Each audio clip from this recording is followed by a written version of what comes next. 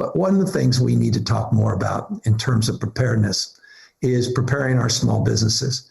If we're talking about more modifications, more restrictions, sectoral and industry restrictions for non-essential services, as you've seen in LA County, as you've seen in other parts of the state, as more and more counties move into this purple tier, and we look at our own modifications statewide, not just those modifications we are seeing at a local level. We have to be more mindful than ever about the economic impact and consequences of these further restrictions. And this is why I wanted just to take this opportunity. I've shown these slides on many occasions, the work we've done in the past, what we proposed in our budget, what we did through executive orders previous to the enactment of our budget in July, working collaboratively with the legislature, as well as previewing folks on what we may be doing in the next fiscal year with a budget that I'm working on as we speak that we will make public in January to the legislature.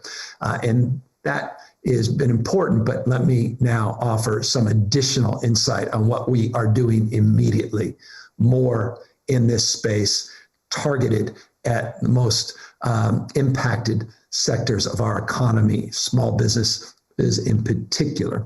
We are announcing today immediate release to provide billions of dollars of opportunity for small businesses that have collected sales taxes and owe sales taxes in this first line up to $1 million of sales tax that is owed to get a 3-month extension, in essence, a float. That sales tax is collected by the business member. It is in a bank account, supposed to be sent to the state and the counties, cities for distribution. You can hold that money. You can use that money to float any obligations you have. It's a deferral, and it's automatic for businesses that owe up to $1 million in sales tax. We're going to expand interest-free for businesses that have $5 million in sales. I would change the language a little bit, so I want to clarify that second bullet point. Expanded interest payment agreements to larger companies with sales up to $5 million.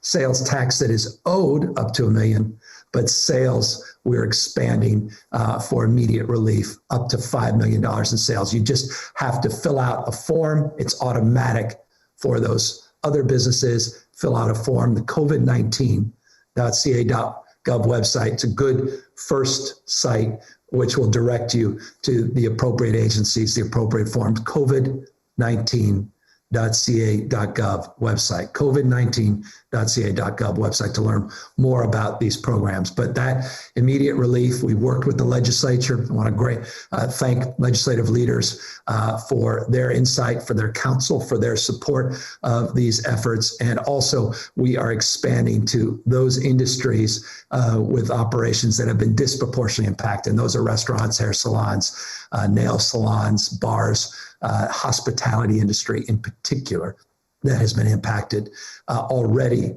by the tiered status, but likely to be impacted more with regard to the prospect of additional restrictions over the next days and weeks. Here's some additional supports we're providing for immediate relief. And this is an emergency relief package, also in partnership with the legislature. This is money that we're getting out right away, $500 million. I want to thank legislative leaders over the weekend working with our team to broadly tip the hat to support using our reserve accounts to get $500 million of additional grant money, up to $25,000 cash grants, not just to small businesses in this case, but also cultural institutions and nonprofits. We cannot forget the essential nature of our nonprofits, our community-based organizations, in terms of addressing the most vulnerable and the needs, rather, of the most vulnerable in the state of California. So these are grants up to $25,000. This program will be a bridge just over the next number of weeks to what we will work on with the legislature in the next legislative session.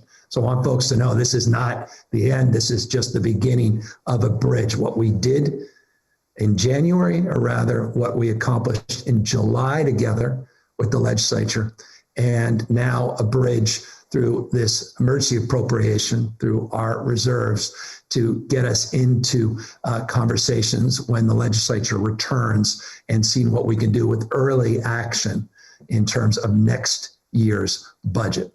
In addition to that, we are truing up, forgive me, better language. We are increasing our investment in a California Rebuilding Fund. And by the way, I'm very proud of this fund. We've had an overwhelming response. This came from our economic task force. In fact, this was, full disclosure, interesting perhaps to some. This was the brainchild of Janet Yellen, the former Fed chief, who was just announced today formally by President-elect Biden to be the next Treasury Secretary. She was a very active participant in our economic task force, and she talked about the importance of providing first loss funds and providing direct relief for businesses with this program. This program immediately has generated a lot of support. The idea is to provide $125 million. We're looking to leverage these dollars. You can see what's already happened just since we announced the first tranche of this fund a few months back, how the take-up has gone. We want to get an additional $12.5 million that will leverage tens of millions more resources to get to $125 million of relief in this first loss fund. We're also reminding people that tomorrow, literally tomorrow, because of the work we did with the legislature. Again, thank you to legislative leadership, Budget Chair Ting and Holly Mitchell, and their strong support of our Main Street hiring tax credit up to $100 million.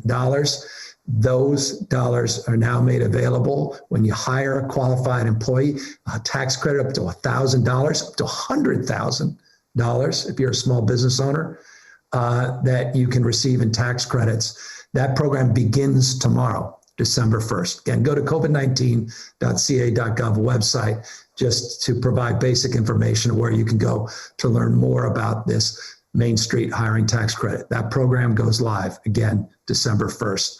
We also have a program, and it's remarkable to me how little attention this has earned, and we'll all take responsibility for that, but I will be stubborn to continue to remind people about this. We have waived the franchise tax in the state of California.